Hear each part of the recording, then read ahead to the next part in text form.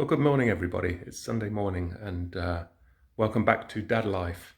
My dad life this morning is that since we moved house just over a year ago, we have not used our record turntable. It's an Audio Technica. I believe my wife bought it for my birthday a few years ago from Urban Outfitters, so some of you may be familiar with it. Here it is. So it's a basic unit. Let me just turn off these lights for 1 second.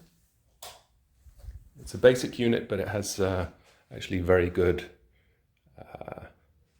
sound quality. It has a few buttons on the front here, speed control, start, stop, and then raise and lower for the arm. So as I say, it's a basic unit, but it gives very good sound. So after moving house this morning, my wife said to me, "Oh, I'd like to play some records." So there I go, I get everything out, plug it in, and all I get is a buzzing sound. Nothing's happening. The turntable's not turning, and I just hear the buzzing sound from underneath. So I was thinking, oh gosh, here we go. I'm going to have to, because it looks pretty complicated to undo everything up here, and tipping it on its back is tricky, blah, blah, blah. But if you've got the same problem, just a whirring sound, nothing happening, let me explain why. So first of all, on the turntable, probably when you got it, you had to put this pad on the top. If you take the pad out, here's the turntable itself. If this is not rotating, nothing's going to happen. The arm mechanism is not going to move, and you're just going to get the whirring sound from the motor. And what typically could have happened is that the belt may have slipped off. So I was hoping that was the case for me and nothing was broken. So if that's the symptoms that you've got, the first thing you need to do is, the easiest thing is to go ahead and take the plastic cover off if it's on there. And then you can just lift with your thumb and your finger, you can lift the turntable right off. If it sticks slightly, you may find that the belt is actually still on. How you tell what that is, you need to rotate one of these two rectangular holes right here to the right position. And if you'll see back here, you see this gold-colored brass-like spindle. That is the motor, and the main motor that drives the unit. So if you see a rubber band passing across there, that means that the drive belt is on, and you may be difficult to pull it out. So once you pull it off, here's what you have underneath. Like I said, the turntable itself drives all these other things that are to drive the other, the arm from going up and down.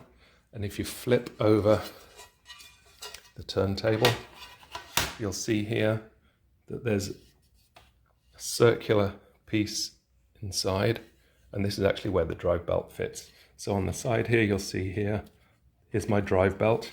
Fortunately, it's still in good condition. This little rubber band, black rubber band that goes all the way around.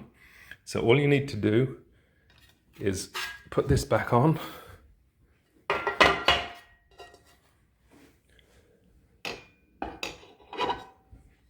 And then rotate, as I showed you before, so you can see this spindle right here. And now the tricky part is you've got to get a hold of the rubber band. You can probably just see it inside there. Try and get it in focus. A little tricky.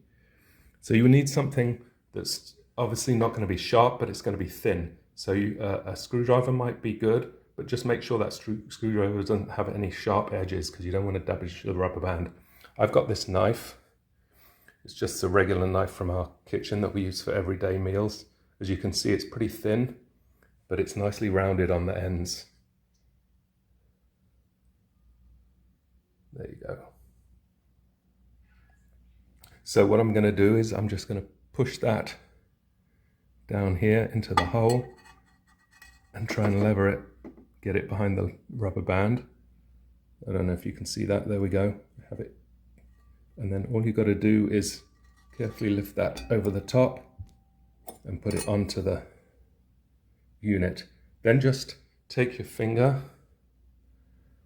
and rotate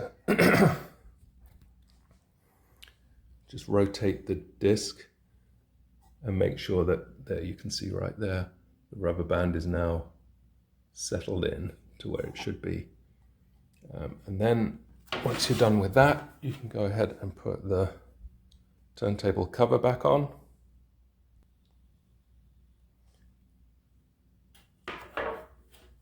Put the plastic cover back onto the back.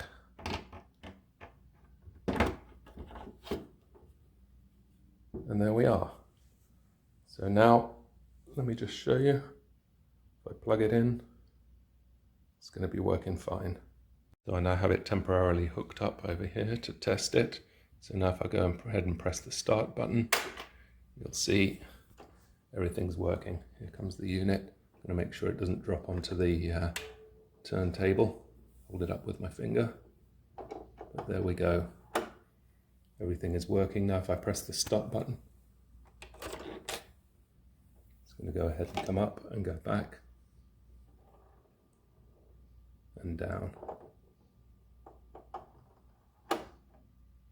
And as I said, all of that start-stop is driven by the turntable. So if that turntable is not rotating, nothing's going to work.